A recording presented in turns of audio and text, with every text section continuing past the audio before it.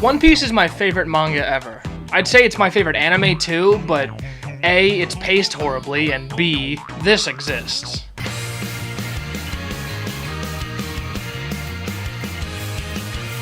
But this video isn't about the One Piece manga. I might save that topic for later, since One Piece is popping off at the moment. No, this video is about a One Piece video game. This is my opinion, and it's also shared by the large majority of One Piece fans, but there have been little to no good One Piece games, depending on your preference towards the Pirate Warriors series. I think they're okay.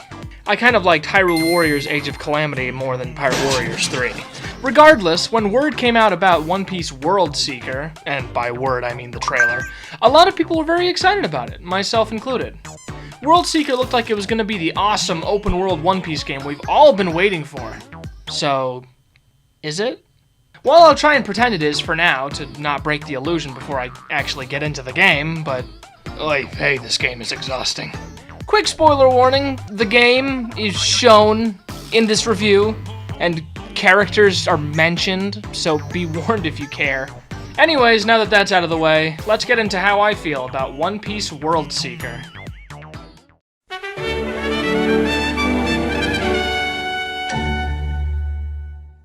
One Piece World Seeker has a decent story. It feels like it could fit into the One Piece anime in some way.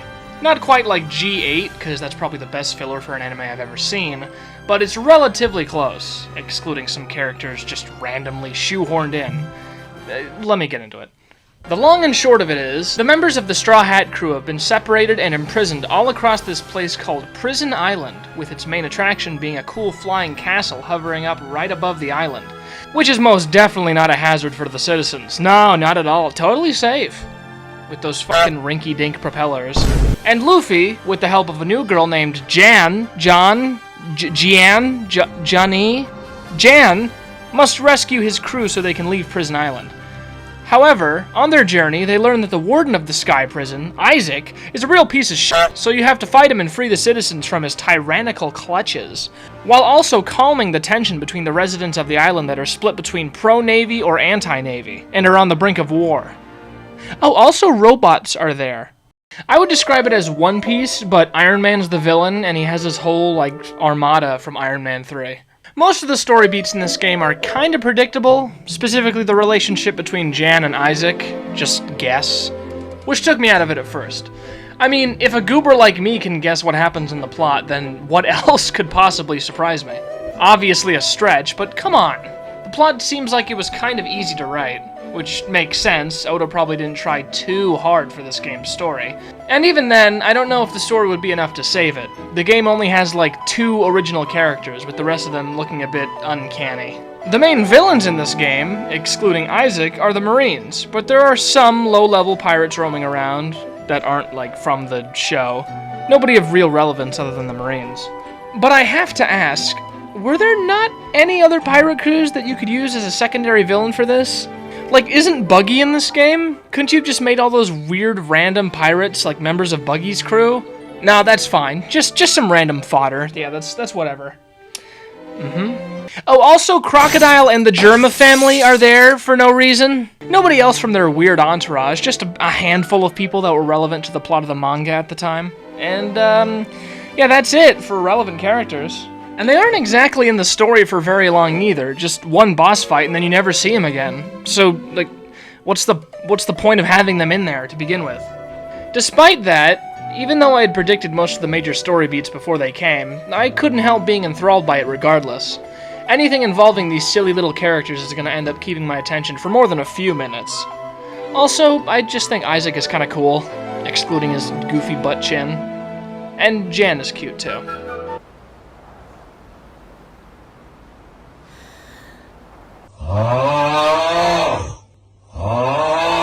Alright, now we can talk gameplay.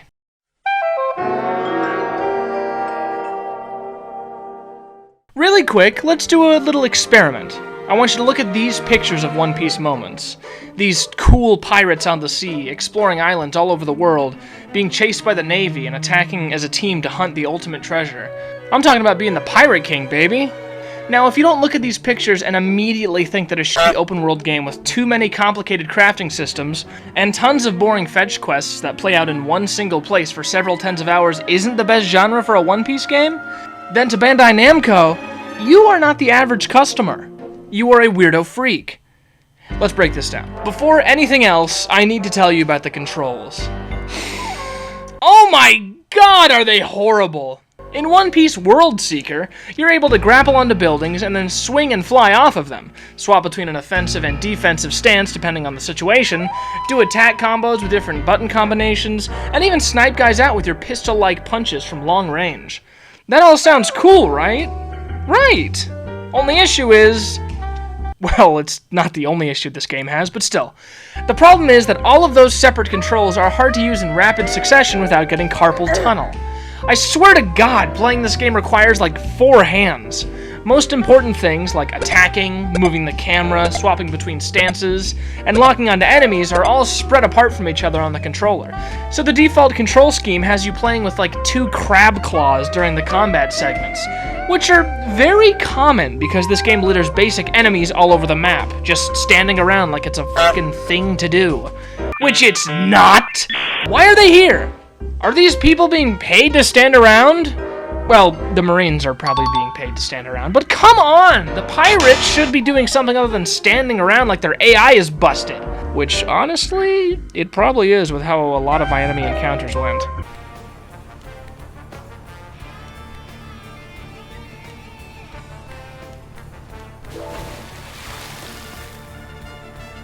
I'm getting sidetracked. The point is, I recommend changing the controls as soon as you're able. Or don't. It only made a tiny bit of a difference when I did it. The way the controls are laid out doesn't change a difference if the gameplay is jank as hell. A lot of the difficulty in this game is just going to be you grappling with the controls and not knowing where you're supposed to go. And neglecting a lot of things because the movement is too much of a pain for any side quest to be a bother. Okay, that's actually a lot of difficulties. Speaking of grappling with the controls, the game's unbearably clunky. Most of the methods of traversal don't flow into each other very well, and the overall experience feels really jerky. Hell, Luffy has trouble walking upstairs if you're going at them too fast because of how slow he turns and walks. I don't know why this is where they drew the line for realism, but it even ruins just walking around. Why did you have to make it so obnoxious? And the same goes for the combat segments as well, which will usually consist of you mashing one button to auto combo, and then using the meter you've gained from button mashing to use one of your special moves, most of which don't even connect to your enemies, or they'll get knocked out of it, and then repeating that process until their inflated HP bar is gone. There are even issues in this game's most simple areas. During regular exploration, I kept getting stuck on geometry and just, not moving around. There are tons of invisible walls in ridiculous places, and Luffy would get stuck on tiny lips in the ground all the time. And I know some nerd is gonna be like, oh, you're just exaggerating for funnies. That didn't actually happen, did it? Well, listen up! I found enough clips for a getting stuck on the geometry montage!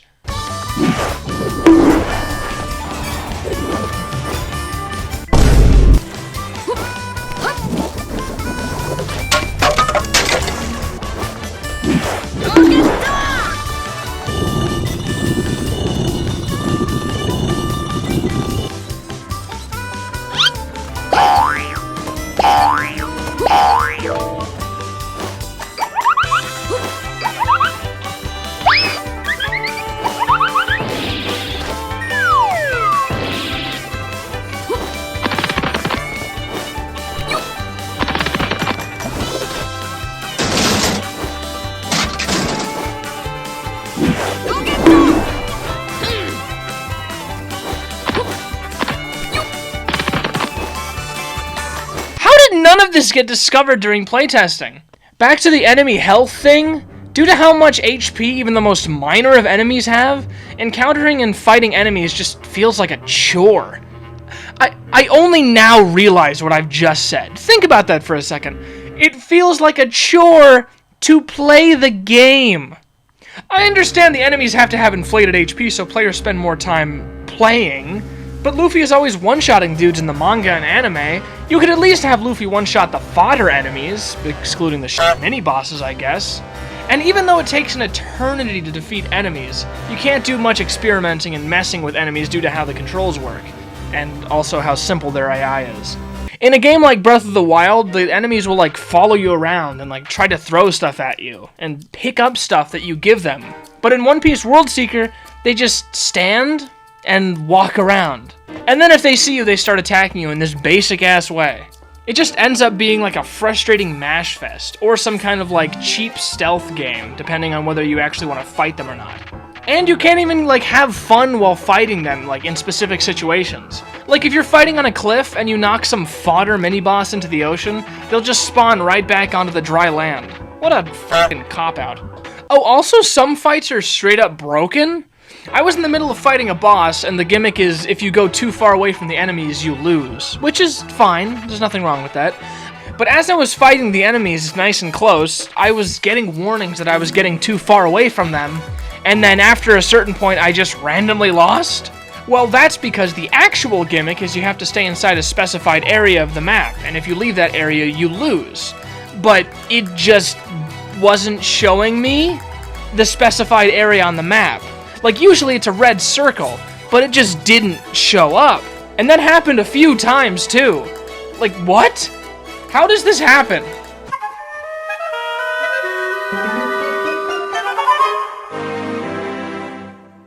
Now, let's talk playable characters. There's one. You know how in the story you saved the Straw Hat crew one by one? You think you'd be able to play as them afterwards, right?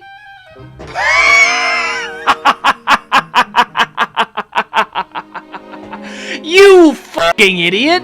No! The obvious answer is to have them all sit on the ship doing nothing the entire game.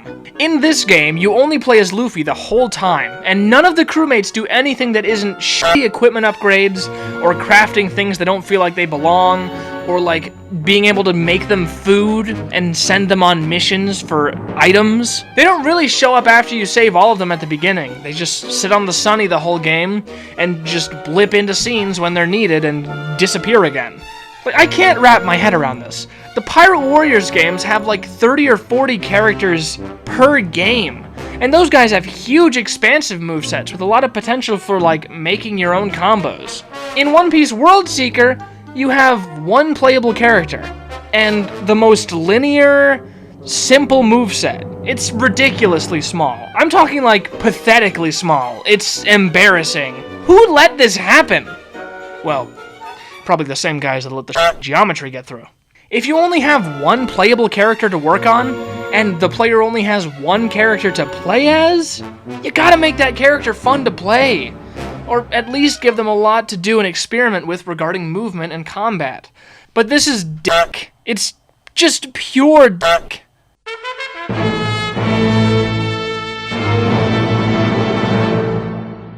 Before we move on to the next segment, I have to talk about this skill tree. Because jumpin' Jehovah, this is the worst! It's just the worst ever! This game has a skill tree, and you earn skill points by defeating major enemies like mini-bosses or actual boss fights, or it's a reward for certain quests. But the upgrades you have in this skill tree are some of the most ridiculous I've ever seen. Let me just take you through a few of them. This one increases how far you fly through the air, because at the base level, physics just stop working after half a second. You have to unlock just regular physics. Where was that attitude with Luffy not being able to make sharp turns? Oh, this next one makes barrels last longer. Oh, that doesn't mean more health. The barrels you sneak around in are on a timer, because just being able to use a barrel for as long as you want would be too much fun, I guess. Oh, also this game has stealth mechanics for no reason. But the one upgrade that really got me, the one that inspired me to make this entire angry review, was the one that speeds up how fast you open chests. Because without them, opening a treasure chest takes like 5 seconds. They just created a problem, and then they're selling you a solution with the skill tree. Absolutely the worst thing. Absolutely the worst thing ever. And even the upgrades you get don't really feel that useful. A lot of the moves you unlock through the skill tree feel like you should have them unlocked from the very beginning. And even then, nothing feels as effective as just mashing the same button combo until the enemy dies over and over and over. However, I'll give him this. I think the tension meter works rather well. Having to do a lot of damage before landing a sort of super move makes the battles feel a lot more anime. But come on, couldn't you have picked up a few more unique ones than the usual attacks just plopped into these kind of games? Also, hold on, I'm only now realizing what I just said. I just complimented this game for having a super meter, which is like the bare minimum of most games with any sort of combat. I can't believe I'm grasping at straws to give this game any sort of like good points so far. This is not looking well.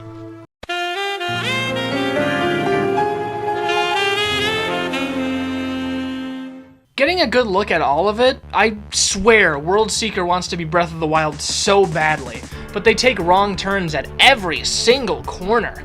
Traversing in Breath of the Wild was so fun, I hardly ever used the fast travel in that game, and it takes place over an entire continent. I think even bigger than One Piece World Seekers, which makes sense. Breath of the Wild took more time. But in World Seeker, all you have is one single island, and I almost exclusively fast traveled because they made the act of movement in this game the antithesis of fun. In Breath of the Wild, collecting items meant something because you were able to cook food with effects, upgrade your armor, and craft weapons to use. World Seeker has item collecting and crafting because, they saw Breath of the Wild do it. However, they didn't copy Breath of the Wild all the way. They have like a weird friendship mechanic, like Persona. So, glad they added something unique to it. How this game came out 2 years after Breath of the Wild and still felt like it came out 5 years before it eludes me.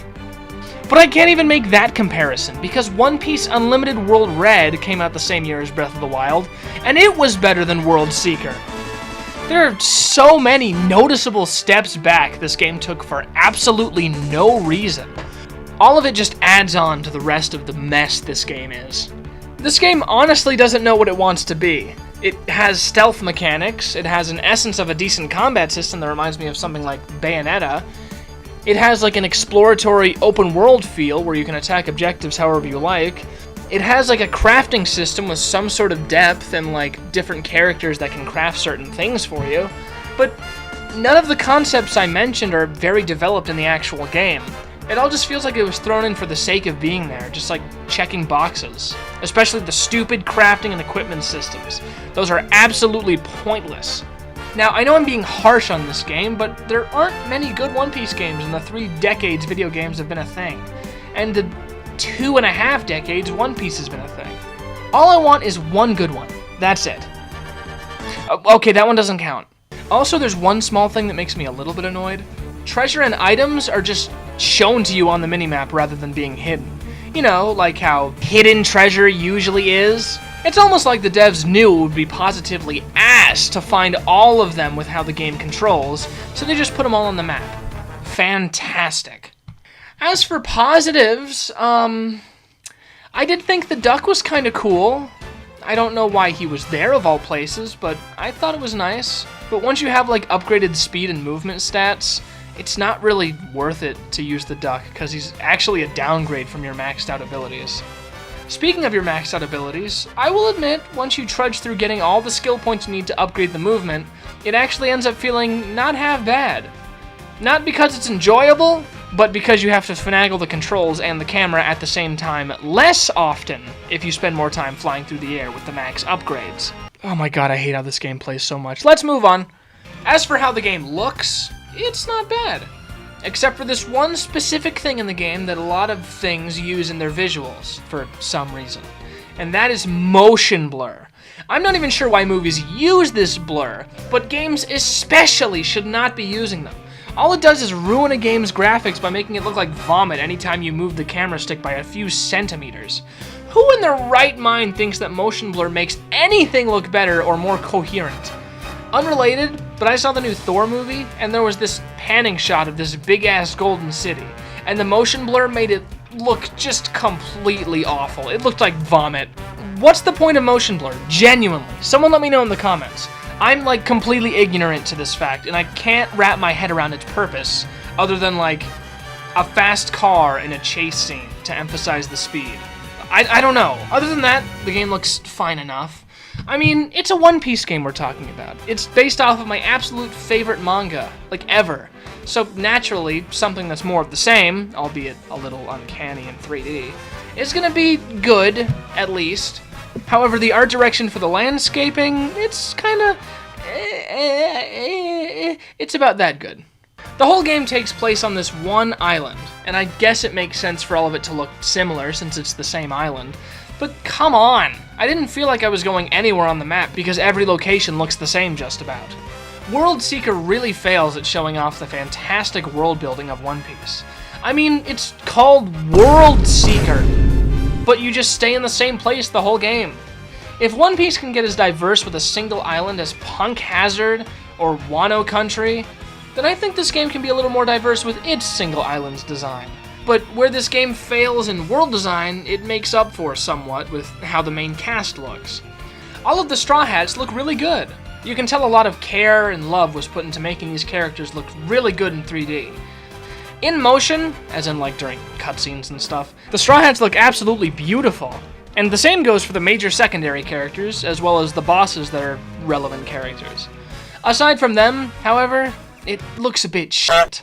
All of the NPCs scattered across the island are just mixes and matches of the same few character attributes, like eye shape, body type, etc. I don't know how many clones of this lady I saw, or this kid, or this guy with the fancy suit, but it just felt the same. It felt like the same group of NPCs were just kind of following me around as I went from town to town. For example, let me show you this little clip right here.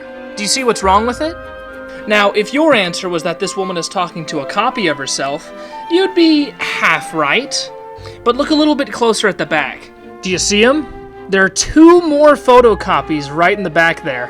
1, 2, 3, 4 of the exact same woman in this same area of the town. Like, you can't be serious, bro.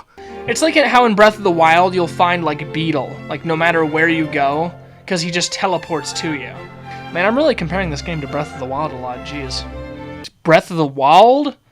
Why'd I say it like that? Breath of the Wild! Yeehaw! I understand that designing over 100 unique NPCs would be a bit much to ask, but at least give them a little more diversity regarding, like, character traits. Sometimes I'll travel from one town to another and not know if I'm still in the same town or not, because not only does the environment look similar, but the people do as well. This is why I preferred fast traveling. Aside from just exploring the world being ass, it was also a pain trying to figure out where I was or where I was going without constantly peeking at the minimap every few seconds, because of how samey everything looks. Also, the world wasn't as inhabited by NPCs as I feel like it should have been. Like, there's this one area called Steel City that's like this super big hustling and bustling town, and it's in the opening cutscene. There's tons of people, like, all around that place, but it looks nothing like that in the actual game. It's empty, lifeless, and every side character is a clone of each other anyways. And that kind of took me out of the experience a bit, I won't lie. But I have to admit, there are some times where you can just let the camera go and look at the environment you're in, and it looks absolutely beautiful. That's when this game's graphics truly shine. But then the motion blur ruins it the second you move. And then you get stuck on some random geometry. Also, it shouldn't only look good when you're standing still doing nothing. Let's move on.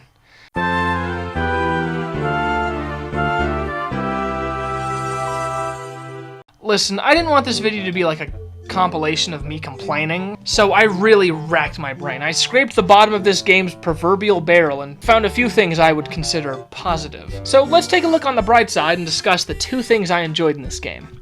First, the soundtrack.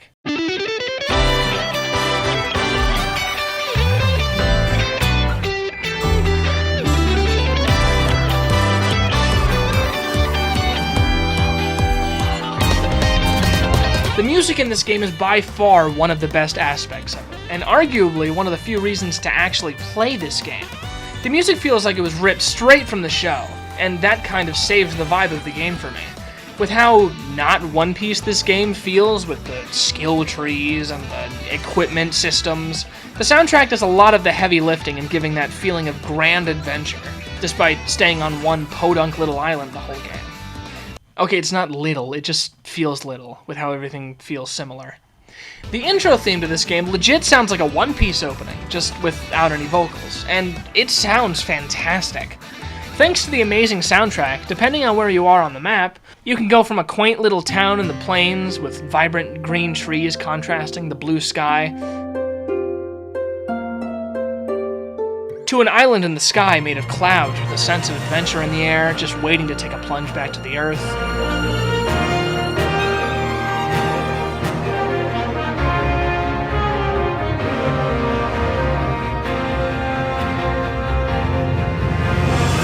To an expansive mine that goes all throughout the mountain like an ant colony, with bright shining gemstones and massive crystal growths covering the mineshaft walls.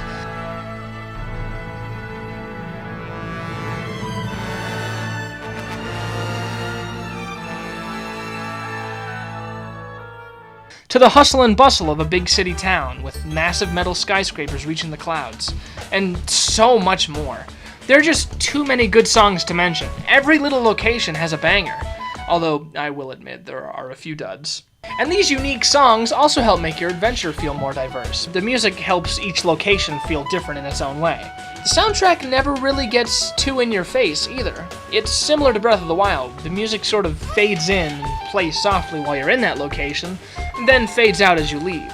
I think my only gripe with the music is that there's no song that plays when you travel in between locations. It's just empty.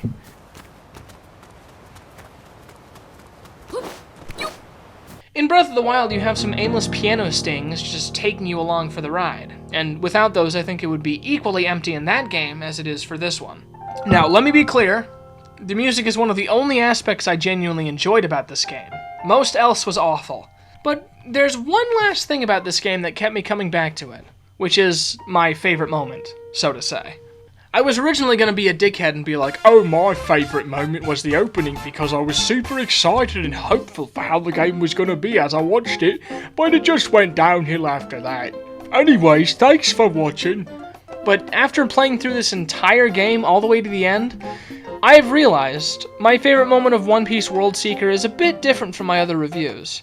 It isn't just, oh, the finale of the story brought me to absolute tears, or there was just one boss fight that absolutely rocked my socks off. It was so intense and amazing, or anything like that.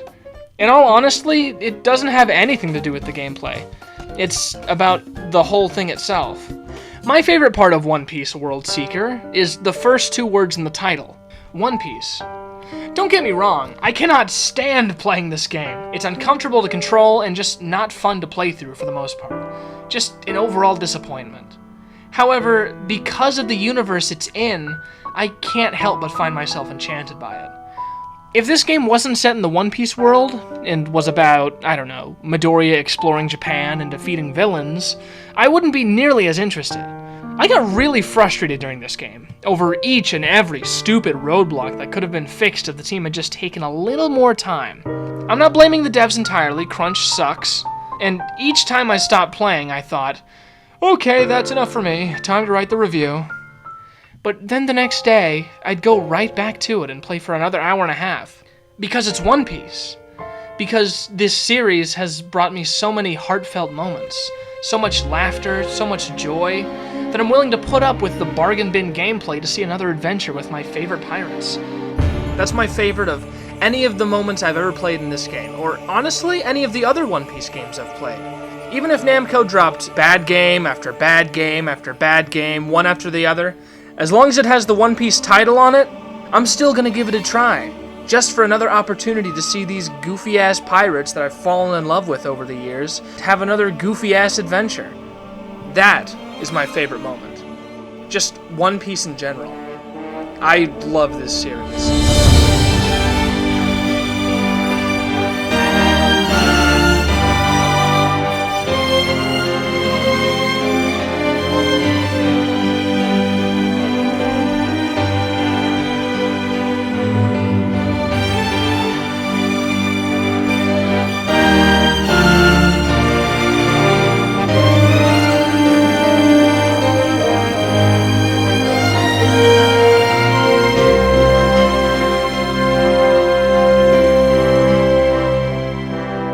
Maybe I'm just starved of One Piece content since Oda's on a month break. Who knows?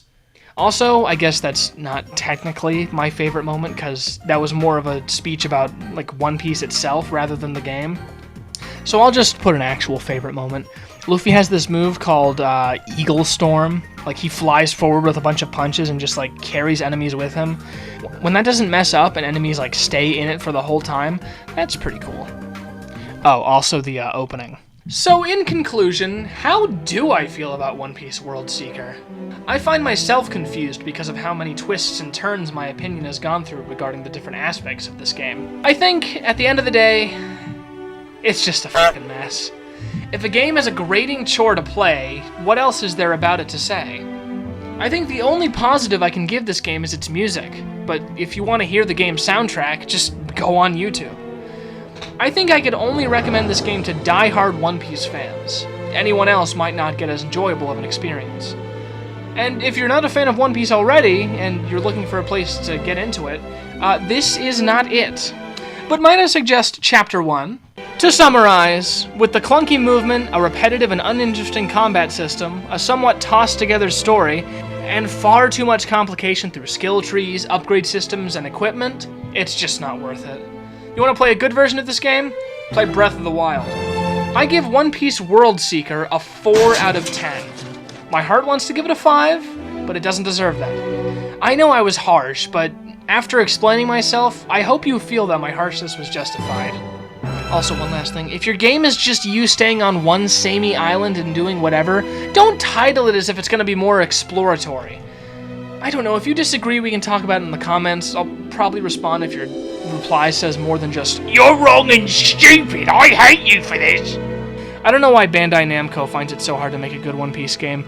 Literally all you have to do is just make Wind Waker, again, but with One Piece characters. That's it. Anyways, that's all I have to say about this game. I want to thank all the new people who have been subscribing to me recently. It's good to have you all here. Even if my end goal is to just make what I like without a care for what the algorithm says, it's nice to grow a community that actually, like, cares about the stuff I make, which is cool.